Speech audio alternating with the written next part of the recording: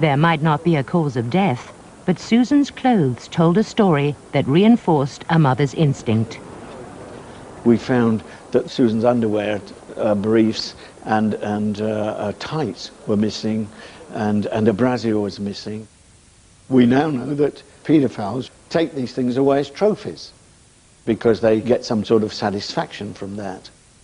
But this was ridiculed by the senior detectives at the yard, who thought that I was straying into an area that I couldn't prove.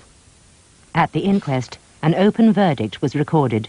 The missing underwear was explained as the work of animals, even though Susan was found still wearing her overcoat. She always used to wear one pair of tights, a pair of pants, and another pair of tights on top of that. So where were all those gone?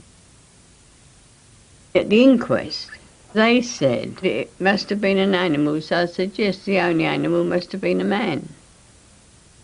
Nipper Read ordered an experiment based on the post-mortem pictures of the trousers Susan had been wearing. He hoped the results would convince Scotland Yard there was a child killer on the loose.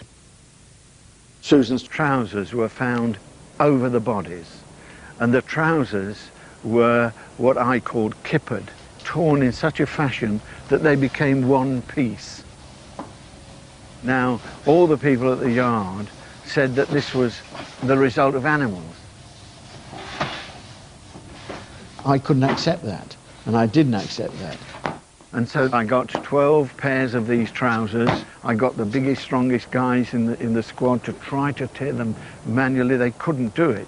But I found that if I put these on a young, slim detective, I found that then by grasping them at the crotch and the waist and pulling them sharply, this combined with his weight pulling the other way, tore them exactly as these trousers were in fact torn.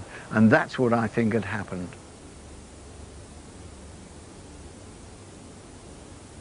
You think really what those two children must have felt, and this is something I shall never forget, is that when she died, there was nobody there to help her, which is something that we all can have.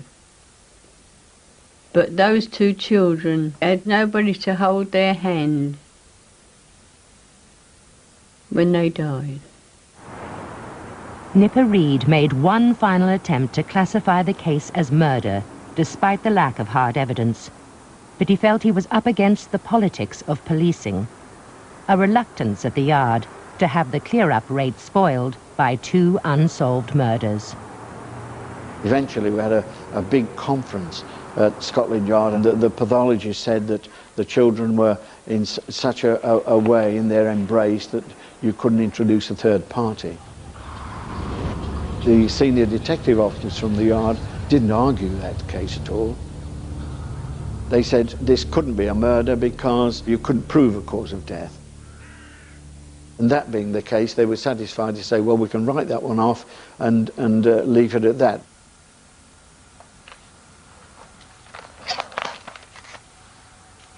It was all forgotten when the papers couldn't keep it in, and Mr. Read tried desperately, but they weren't allowed any more money to keep the case going.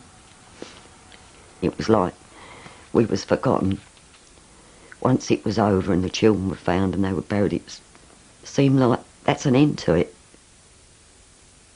The Babes in the Wood never became a murder inquiry, and without that protection, all the physical evidence was destroyed.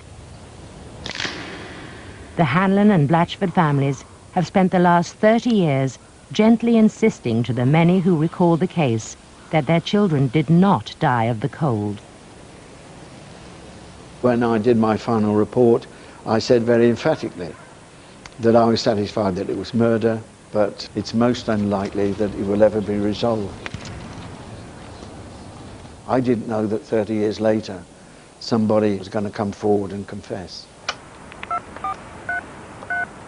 In May 1996, a call from the top security wing of Wakefield Prison was patched through to the Met's major investigation squad for North East London.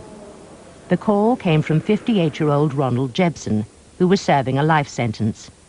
He said he had new information regarding the Babes in the Wood case. Jebsen was a convicted murderer. He had been convicted in 1974 of murdering an 8-year-old child. Prior to that, he had served prison sentences for buggery, indecent assault on a 6-year-old child, and also another indecent assault on a 4-year-old child back in the mid-50s. Declan's team spent the next 2.5 years investigating Jebsen's sex crimes. He described himself as a monster, fashioned from his own sufferings of child abuse. But as the police soon discovered, Jebsen and the truth had long since parted company. What we hoped for was a fairly simple, open and shut case, that this man Jebsen was actually going to tell us that he had killed these 2 children, Susan and Gary. But what he told us was that 2 other people were actually responsible for the deaths of these 2 children. And he named those people as Robert Papper and Maureen Papper, implicating both of those parents in a double murder. But there was a bitter twist to Jebsen's allegation. He was in jail for the murder of the Pappers' 8-year-old daughter, Rosemary. The police began to suspect that Jebsen's real motive in talking to them was a twisted desire for revenge. What is it you want to get off your conscience, Ron? I know they were murdered by Bob and Maureen in my car. Raped and buggered, taken out and dumped.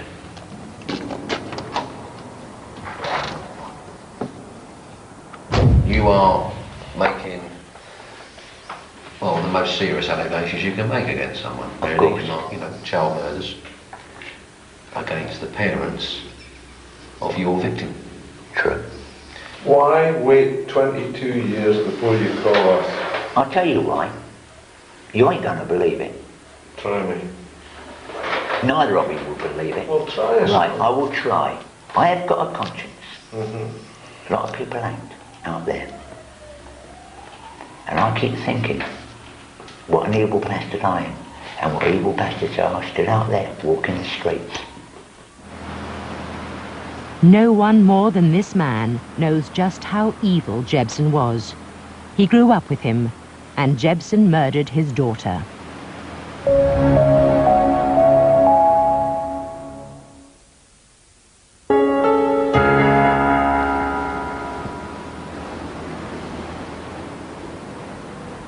There was no easy way for the police to deal with the allegation that Robert Papper had killed the Babes in the Wood, even though it came from the man who murdered his daughter. Robert was DNA tested and questioned under caution. Then he learnt the name of his accuser. Jebsen killed my daughter, destroyed my first marriage, destroyed my second marriage, accused me of murder of the Babes in the Wood. He couldn't make that stick. So then he decided he's going to make allegations about me interfering with my other 2 daughters. His allegations are fragments of his imagination. I mean, for me, what he's done to my life, you can't put words to. When the Babes in the Wood disappeared, Jebsen was lodging with the Pappers and their 6 children.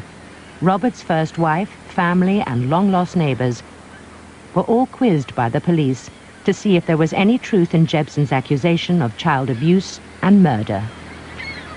No one supported anything that he had actually said at all.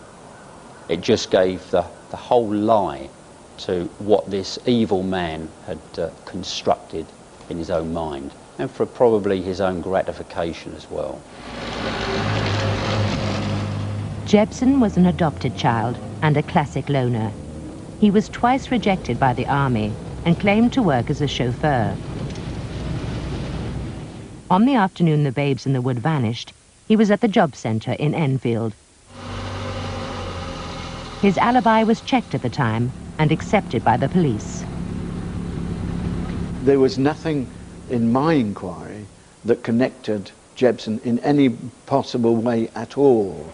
Nobody had seen him putting them into a motor car or inviting them into it or speaking to them in the road or anything of that kind. The children just disappeared. The word paedophile was something that I'd never heard of, and it wasn't a common word at that time, nor was the fact that there were people like that that were predators that preyed upon young children. 4 days after Gary and Susan disappeared, Jepson was arrested for indecently assaulting an 11-year-old boy in woods near Nottingham. He was again questioned about the Enfield killings, but denied any involvement. He was jailed for 5 years, but released after 3, and went back to lodge with the Pappas. For a second time, Jepson kept secret from the family that he'd been in jail for indecent assault on a child. And once again, Jepson went to live in the Pappas' Hatfield home.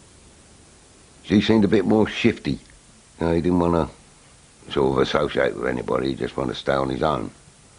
We thought he was a queer, actually, because he was never with women, and he'd never go with women, you know. But Maureen at the time, that was my first wife. She said, I don't like him. There's something about him I just don't like. I said, well, you know, I went to school with a guy, I said, put a bit of trust in him, I suppose. And he still bought sweets for the children and whatever. Tried to get very close to Rosemary. And I think that's when Maureen said he's got to go. We've had a few choice words from him. He said, I'll get even with you anyway. Rosemary went missing. I went into the classroom and I said, where's Rosemary, right? And they said, oh, she's been picked up. I said, by whom? She said, by Uncle Ron. I said, she ain't got a bloody Uncle Ron. Could have been any other little girl from that school. And who comes out of the alleyway? Little Rosemary.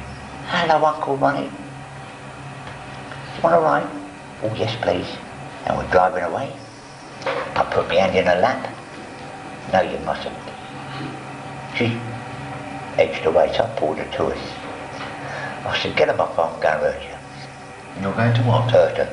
Because I'm oversexed. And I'm wanting it bad. And I'm not going to give a damn how I get it. Jepson bought 8-year-old Rosemary Papa a bag of sweets, and then took her to a birdwatcher's hide in woods near Welwyn, where he raped and strangled her. I says to her, Scrib, I don't want you. I said, Scrib, I've got undressed. She said, right, lie down. No. And she rolls on her belly. I tried to turn her over. She won't do, so I give her a couple of shanks. Still won't move. I said, right, now you're going to have it. She screamed, she cried. I slapped her. Didn't like it. After I spent myself, I sat up and she turned red and looked over her shoulder. And by then I was slank. No, you blame her for that? Then? Yeah, I'm blaming her for it. I said, now look what you've done. This is the moment when psychologists say abuse escalates to murder. The fantasy fails, the abuser's sexual inadequacies are exposed, and a lifetime's hurt finds sudden and violent expression against a defenseless child. The most serious offenders who do go on to kill, they work through what I call a type of script. So they will get the child in a position of control, and he will expect the child to participate. But then it will come to a critical point, and then if that child doesn't acquiesce to the sexual behaviour, the offender can turn very violent. I forced her down, but this time I made sure she is on her back. She didn't want it, but I held her down. And the next thing I know, my hands around her neck with a cord, and I'm strangling her. Whilst the intercourse is taking place, that's when you're strangling them? Yeah. Was that part of the enjoyment, Ron? I don't know. Be honest. As I said, I was inside her, and I'm oversexed, but I'm not getting satisfaction. Right. I want more than satisfaction, but I ain't getting it. What is the satisfaction you're looking for? I don't know. Even now? Even though I still don't know what satisfaction I was looking for. Right. But I'm not getting pleasure. I'm just using her as a waste bin.